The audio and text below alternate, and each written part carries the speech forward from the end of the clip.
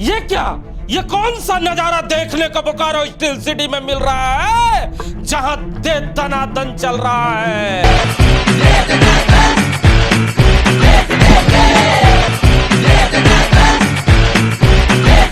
ये दे दनादन और ये हथौड़े की आवाज आज बोकारो स्टील सिटी क्षेत्र के बीएसएल के उन क्षेत्रों के सभी अवैध कब्जाधारियों के कानों में लगातार गूंज रही होगी।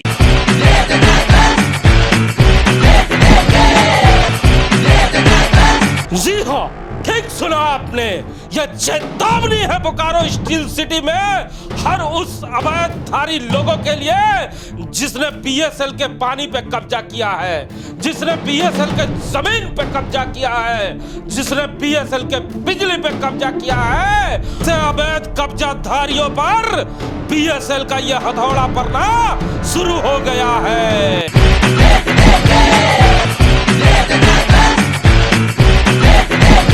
जी हाँ, सही सुना आपने और सही देखा भी। आपको भी ये तस्वीरें जरूर डराएगी अगर आपने बीएसएल के किसी भी चीज पर अवैध कब्जा किया है तो सावधान हो जाए, क्योंकि बीएसएल अब अपना रुख साफ कर चुका है और तमाम अवैध कब्जाधारियों पर दे दनादन हथौड़ा चलाना शुरू कर दिया है। हमारे साथ बात करने के लिए राम नारायण शर्मा जी हैं। शर्मा जी, बरसों बरस के बाद ये तस्वीरें देखने को मिली है कि हथौड़ा चलने लगा है बीएसएल का, तो केवल अवैध मकानों पे ही चल रहा है कि बिजली भी कट रही है?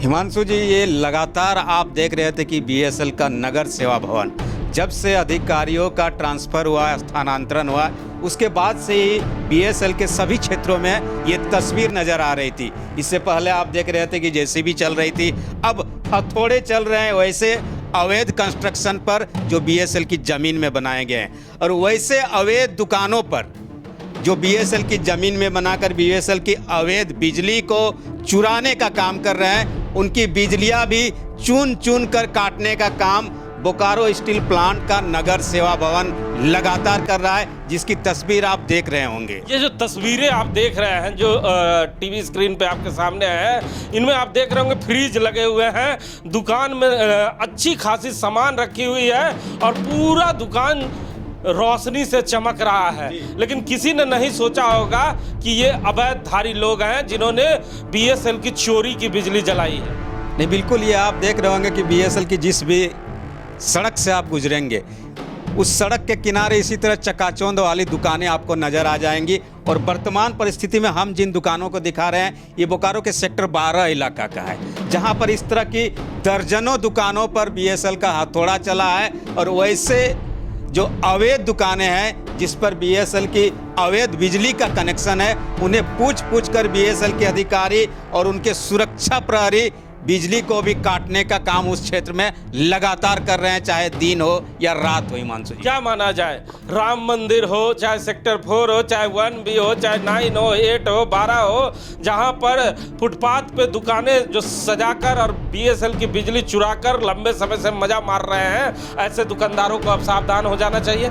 बिल्कुल, उन्हें एकदम सावधान हो जाना चाहिए, क्योंकि बीएसएल में लगातार लोड शेडिंग का जो मामला है उससे बीएसएल के अधिकारियों के लिए सिर दर्द बना हुआ है। बीएसएल प्लांट को लेकर भी और उसके जो क्वार्टर क्षेत्र है उसके लिए भी, उसके साथ साथ बिजली और पानी के साथ साथ जमीन की जो उसकी समस्या है, लगातार रास्ते पर भी दुकान लगा दिए जा रहे हैं। तो ऐसे में यह सख्त एक्शन है और सख्त रवैया है बीएसएल के नगर सेवा भवन का, जिन्होंने एक तरह से ये बता देने का प्रयास किया है सेक्टर 12 में इस तस्वीर को दिखाकर कि ये जो तस्वीर है सिर्फ सेक्टर 12 में नहीं, बोकारो स्टील प्लांट के जितने भी क्वार्टर हैं और बोकारो स्टील प्लांट का जो नोटिफाइड एरिया है वहां पर इसी तरह अवैध बिजली काटी जाएगी। यहाँ एक प्रश्न उठता है, जब भी इस तरह के अतिक्रमणकारियों को हटाने के लिए बीएसएल आगे बढ़ती है, लोग सोशल साइट के माध्यम से चर्चा करने लगते हैं या हमारे चैनल पर भी अपनी प्रतिक्रिया देते हैं और विरोध करते हैं, कहते हैं लंबे 40 सालों से 30 सालों से हम लोग दुकान यहाँ लगाए हैं तो कहाँ जाएंगे।